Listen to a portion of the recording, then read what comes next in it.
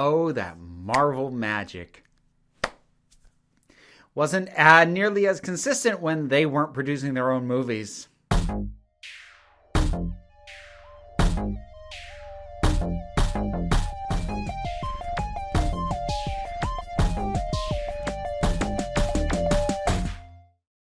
So, I've been thinking about doing this one for a while, and that is ranking the Marvel movies that weren't produced by Marvel. Well, most of them. I'm actually not going to be including in this the X-Men movies or the Spider-Man movies because both of those have enough of them that they deserve their own list. I've actually already done an X-Men ranking list, and I should get around to a Spider-Man one of these days. But this is for all of the Marvel movies, aside from Spider-Man and X-Men, that Marvel themselves did not produce. So this stuff kicked off in the 80s and continued on through into the 2000s. And this is going to be stuff like Blade or Howard the Duck, or Daredevil, Elektra, etc., etc., etc. We'll get to the actual meat and potatoes on this. Now, there are a few things I did not include. I made a point of not including a direct-to-video or made-for-TV. For the most part, I made 2 exceptions, and I'll bring them up when I get there. But I'm also not including anything based off an imprint that Marvel owns, but is not Marvel itself. So no Kick-Ass, no Kingsman, no Men in Black, because those are from Impact and Malibu imprints respectively, which Marvel does own, but that's a stretch to call those Marvel-based movies. Okay, that's enough preamble. Let's get into this. I have 18 of these to get through. Let's start at the bottom. Number 18, Captain America from 1990. This is the first of the 2 exceptions that I mentioned. This is the one that actually did get theatrically released in at least some territories in Europe. In America, it went straight to video, and rightfully so. This thing, look, let's be honest. There's going to be a lot of bad on this list. There's going to be more bad than there is good. But this one commits the ultimate sin. It's boring. The action scenes are not well constructed or shot. They clearly didn't have a proper stunt team or someone who knew how to shoot action scenes really at all. The plot just meanders all over the place. Captain America battles the Red Skull, loses early on, and then spends the rest of the movie slowly getting to the point where he will battle the Red Skull again. And what happens in between is a whole lot of nothing. There's also the weird thing that they made the Red Skull an Italian fascist rather than a German Nazi, as he normally is. I'm fairly certain that happened because they shot in Italy. Like, that doesn't really hurt it, but there's a handful of bizarre decisions. Like, we have a full Red Skull makeup in the opening, but then when we see him after that, he's like had, I don't know if it's plastic surgery. It's not a mask, I don't think. It never gets pulled off, and he looks more like Jigsaw from Punisher, and I don't know why. But again, it's just boring. It's bland. And nobody gives a really good performance, even people who are decent actors. So, yeah, very forgettable. Number 17, The Punisher from 1989, starring Dolph Lundgren. This was kind of weird experience watching this because when I started it, the way it opened, I actually found myself going, you know what?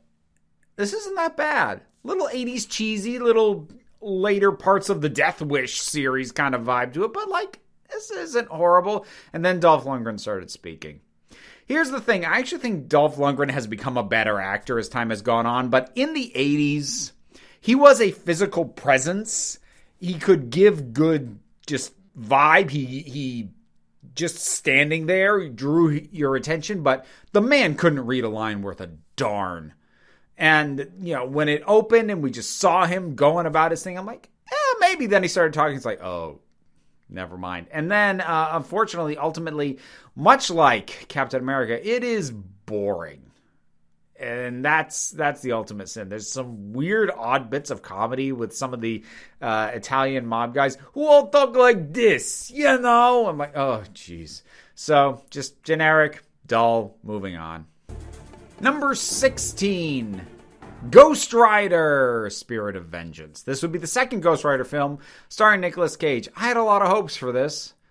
It's got an interesting cast. I mean, Nick Cage is, well, he's always interesting at the very least. Has Idris Elba in it. Had the guys who directed Crank, which is a movie I really liked. But the thing that I've learned, having looked at most of the movies they've made since then, including Crank 2 and this, they really should have just stopped.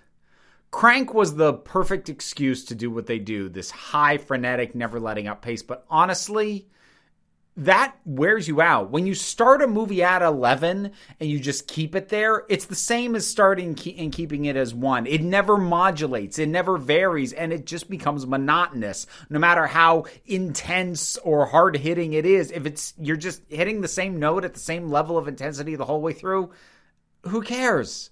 And that's ultimately, it just grinds you down. It's when high-octane, insane camera work action becomes boring simply because it never lets up. That's, I guess, kind of an accomplishment, and that's what happened here. Number 15, Fant4stick, or Fantastic Four. This was the one that Josh Trank directed, kind of. It got taken away from him and redone, and it's a mess. Like, I have no doubt that Trank's cut was probably more coherent and a better film, but even the parts of this that are good aren't that good. So I can't imagine it would have been that much better. But what we ended up with is this very bizarre film that wavers back and forth on tone a few times, has a lot of very unengaged performances, and it basically has a first, your standard 3-act structure of a film. This thing basically has a first act that lasts for an hour and 15 minutes, no second act, and then a 15-minute long third act. It's bizarre, this thing. Not in a way that's particularly interesting, but definitely in you could tell this thing was Frankenstein together out of pieces of a film that nobody wanted to finish way. Number 14, Howard the Duck. The very first Marvel movie ever made for theaters. How's that for a distinction? A lot of people probably thought this was going to be lower on the list, especially if they watched me live stream my reaction to that, because it kind of broke my brain a little bit, but that in a way kind of speaks to its merit. It's bad. Do not get me wrong, but it's bad in really bizarre ways. It's the kind of bad where you're like, I haven't seen a movie fail in the ways this has failed before. It's bad in a really unique fashion, and that honestly has some entertainment value. I would have happily put it higher, except it's almost 2 hours long. Even if you're fun bad, which this arguably is, that's too long. If this was an hour and a half, honestly, I would have put it several slots higher than this. As it stands, I'm like, I watched it once. It's kind of an amazing oddity, but it's too dang long to suffer through again. Number 13, Fantastic Four: Rise of the Silver Surfer. I'm actually kind of bitter about this film for a very personal reason, because it's not really any worse than the earlier Fantastic Four, one I talked about earlier, the one that preceded it. But I still rank this one lower because, okay, here's the thing. I'll get to that other Fantastic Four movie in a little bit, but that one had some things that worked for me, and I was prepared to make allowances because in a lot of ways it felt like the proper template for how to do these movies wasn't fully solidified. Some things were clearly still getting worked out, and I was prepared to make allowances. I'm like, okay, just learn from your mistakes. But then they came and made the second movie, and it's like, it's all the same mistakes. You did the exact same things. You didn't even try to improve. You just went, same thing as last time. They'll eat it up again. No. When you give me a poorly cooked meal out of a dish that sounded good on the menu, you know what? Maybe I'll give you a pass one time saying, well, I'm sure they won't cook it like that again. And then they serve you the same thing again. You don't go back to that restaurant. Food analogies. That's what this has driven me to. Moving on. Number 12, Ghost Rider. There's two things that make this worth watching. One is Nicolas Cage, because the man clearly wants to be here. And you can tell, and he's great. And then Henry Fonda. That's kind of it, though. And a bit like Howard the Duck, this could have ranked higher if it wasn't so dang long. It's another one damn near 2 hours. Should have been 90 minutes, 100 max. This thing is too long and bloated. And even though Cage kind of keeps the thing moving forward well enough to get through to the end, it's just like, once you get there, you're like, okay. Number 11. One that most people would probably put significantly lower than I'm about to. Elektra. Again, it's not good. We're not even close to getting to ones that I would even argue are even kind of good. But, I don't know. I felt like the movie knew what it was. It was cheesy, vaguely martial arts, kung fu movie influence kind of thing. I enjoyed it. Like, not in a way that I would ever recommend it, but I remember by the time it was done going, all right, I don't want my money back. That's the level we've reached with these movies. Moving on. Number 10. The other exception that I made to my rules, and this one just because I wanted to include it. I can't even justify why this is on here. Fantastic Four. The one directed by Roger Corman. The one that never got released. And that was buried. Now, depending on who you ask, this thing was never intended to be released at all. It was simply made to cash in on the license and then more or less blackmail the studios that wanted to make the movie into buying out the rights and ensuring that it never got distributed and damaged the brand. Roger Corman always insisted that he was legitimately planning to release this movie. Either way, you know what? There's a low-budget fun to it. And unlike, say, the 1990s Captain America, it does have that energy and that scrappiness that can make low-budget films kind of fun, even though they're not very good. The Captain America didn't have that. This does, and the effects are cheesy and lame, but there's just an energy to it. And the Doctor Doom, and it... Yeah, I wish I could remember his line, but he has this one part where he's like, he says something to the effect of, "And you will never stop me." He just wiggles his fingers. I don't know why, but I love that. It's still not good, though. Number 9, Blade Trinity. This one down this low partly for crapping over what had previously been a really dang solid series, but you know, Wesley Snipes was kind of checked out. He doesn't completely phone it in. He does well enough. I think it probably helps that he had the sunglasses on. So if he had been checked out, it would have shown in his eyes, but you see his eyes so rarely. Yeah, okay. But, you know, they bring in other characters to pull the weight because he doesn't seem to want to be there that much. You've got Ryan Reynolds doing kind of a proto-Deadpool with his take on Hannibal King, and it works well enough. It just isn't at the level of the previous two movies, and then the villain sinks it. Like, I like Dominic Purcell. Like, I love him in Legends of Tomorrow. He's amazing. He's probably my favorite character on there. But here, as Dracula, it does not work. The presence that he brings to this is so wrong for this character. It's an awful miscast, and it kind of sinks whatever hope the film might have had. So we've hit the halfway mark here, and we've been talking about a lot of bad movies, and it's not always easy to power through these things. You know what can help? This video sponsor. Because we're sponsored today by Zest Tea. Available as canned sparkling tea, bag teas, loose teas, and even CBD products. It has more caffeine than a cup of coffee and can help power you through even the dullest or most painful films. We've all got our tricks on how to get through this. And if you go to Zesty and you use the coupon code Nathaniel, you can actually get free shipping on your first order. So check them out and power through your own ill-advised marathon of badness. Number 8, Fantastic Four. The actual one that got a proper theatrical release and was a finished film. Like I said, I'm not sure I can make an argument that it's actually that much better than Fantastic Four: Rise of the Silver Surfer, but I'm just spiteful at that one. Here's the main thing that this one had. This thing, honestly, captured the family dynamic of the characters really well.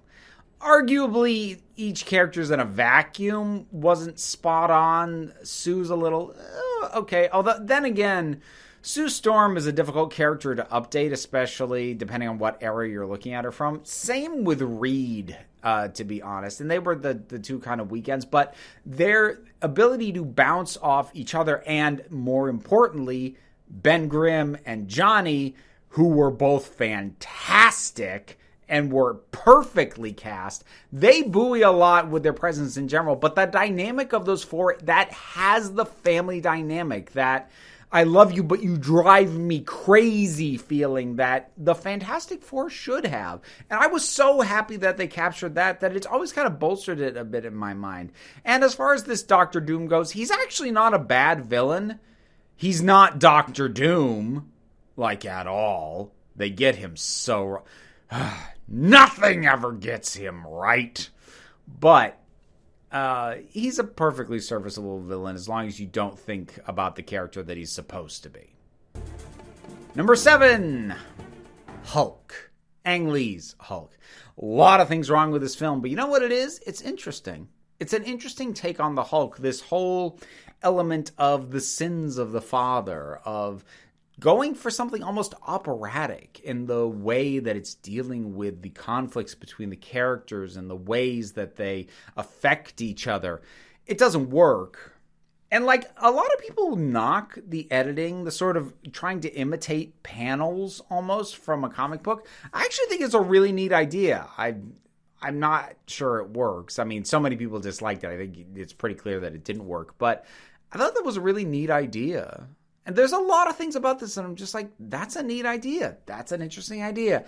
Then, at the same time, you have on the far side of that, Eric Bana, who is not a bad actor, but is not able to convey really much of anything in this.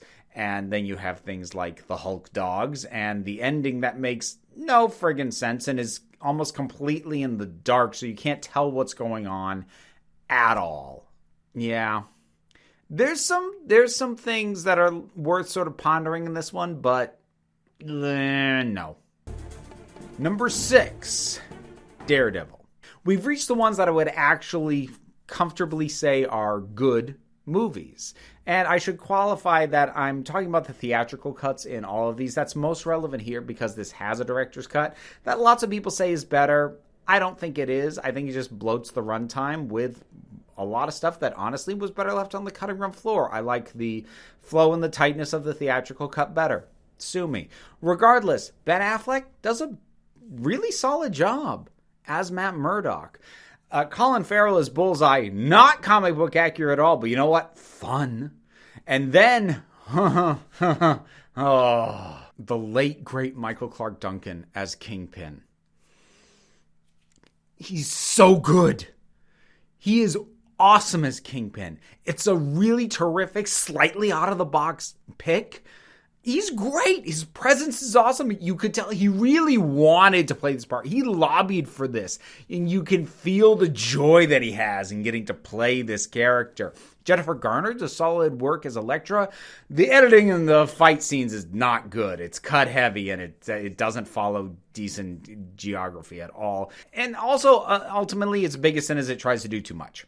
Because it tries to establish Daredevil, bring in Elektra, do her entire story arc, including her dying, deal with Bullseye, and deal with the Kingpin, all in one film. It's too much. I think it does most of that stuff competently, but in a way that none of it gets the space to breathe that it needs. And yes, even in the director's cut with the added time, it's still too much for one movie. And I still prefer the tighter version. Number 5, The Punisher, starring Thomas Jane. Now, this one, I want to be really clear. I've always liked this movie. Even before Thomas Jane was in the Dirty Laundry short, which is a much more accurate to the comics take on the Punisher. And a lot of people actually kind of felt he redeemed his take on it there. Here's the thing about this movie. I've always liked it as a film in and of itself, as a pretty dang solid revenge movie. Is it a good Punisher movie? Not especially. It's been pointed by more hardcore fans of Punisher that, doing things like pulling out a fake fire hydrant to get somebody a ticket, like, that's not the Punisher. What is this? And I agree. But I still think it's a solid revenge movie as long as you were not expecting an absolute comic accurate Frank Castle just mowing his way through everybody. He does still take people down, though. And I think Thomas Jane gives a good performance. I think John Travolta gives a good performance. That's actually quite a nuanced one from him in this. I think everybody's on their game, and it pulled enough recognizable elements from the Punisher, some specific things and some broad things that I still like it. I do get why Punisher fans specifically don't like it, though, because it feels like a softer version of the Punisher, and that's fair. That's legit. I still think it's a really solid revenge movie, though, and I like a good revenge movie, so there you go. Number 4, Blade. People give a lot of credit to the first X-Men movie for sort of kicking down the door and helping to eradicate the stigma of comic book movies after Batman and Robin. Or they'll also give credit to Sam Raimi's Spider-Man for, upping the theatricality of it. People don't give Blade its due.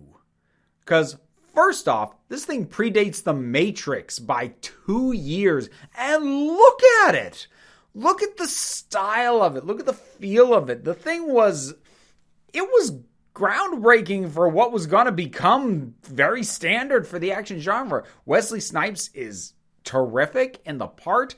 The music is fun. The action is cool. The whole thing just has a great, fun vibe to it.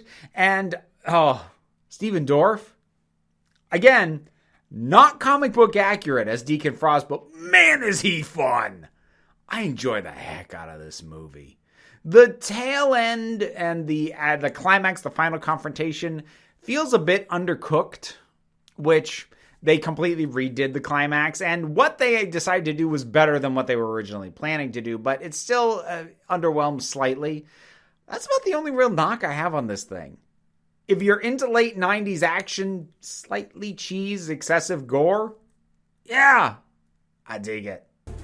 Number 3, Punisher Warzone. Now, here's the thing about this one. With the Thomas Jane Punisher, I mentioned how I understood why Punisher fans of him in the comics, didn't really like it. This one, Punisher Warzone, I understand why critics didn't like it, and I definitely understand why it flopped with the mainstream. But I will never understand why comic book fans crapped on this thing. This is an amazing representation of the Punisher because it captures the main thing that basically every other adaptation I've seen of the Punisher, including the Netflix version, completely misses. The Punisher is darkly hilarious. The Punisher at his best is not just some grim and gritty guy blowing everybody away. The comic at its best has a sense of humor. And not in a cracky one-liners way, but in the way this movie does. Like the fact that the best way to exemplify this, I think, is the Punisher has this guy from the mob in a room, and there's an FBI guy with him, played by Colin Salmon, who's very good. And the FBI guy's calling it in. And the Punisher... Damn it, Frank! Like he dropped the casserole. And Jigsaw, first of all, looking fantastic, gives this huge, overblown, patriotic speech to get all these gangs on his side to try and take on the Punisher. It's ridiculous. It's perfect. It's wonderful. And Ray Stevenson, oh God, he's so awesome in this part. It takes a very special kind of actor to be able to deliver a line like, "Sometimes I wish I could get my hands on God," and make you enjoy it and not roll your eyes. This thing is dark comedy gold. And I love it. Number 2, Blade 2. Guillermo del Toro coming in to take what was already cool about Blade, just make it a little bit cooler. By going with a slightly different look, this sort of diseased strain of vampires, his whole aesthetic with elements of body horror, this gothic storytelling, it's a perfect addition. And despite it being a pretty hard swerve from the more clean and cut and dry approach that Stephen Norrington had in the first film, it still feels organic from it. Wesley Snipes, on point, terrific the entire way through. The whole thing is just dripping with atmosphere and mood, and I genuinely like the Reapers. They're kind of unsettling, which they should. The standard vampires, they're hard to make unsettling, and the cast otherwise is great. Danny John Jules is terrific. Ron Perlman's in this. Norman Reedus. It's a fun movie, and as is kind of unique to Del Toro, fun in that slightly dirty, slimy way. Yeah, it's a good time. And number 1. This might feel like a cheat because while not MCU, it is still produced by Disney, but it's not in continuity, so I'm counting it. Big Hero 6. Yeah, this thing is not comic book accurate. Not even a little bit. But it's a really good time. It has possibly my favorite depiction of a robot in all of film, certainly, possibly all of fiction. Because the film never forgets that he processes like a machine. He doesn't become more human. He doesn't have a human soul. Baymax is just a really well-programmed piece of equipment. But he's still wonderful and lovable. And all of the characters bounce off each other in really great ways. The villain, while the twist that they play with it doesn't fully work, but the villain is threatening, which is what he ultimately needs to be. This movie, if I watch it on the right day, it can make me cry sometimes.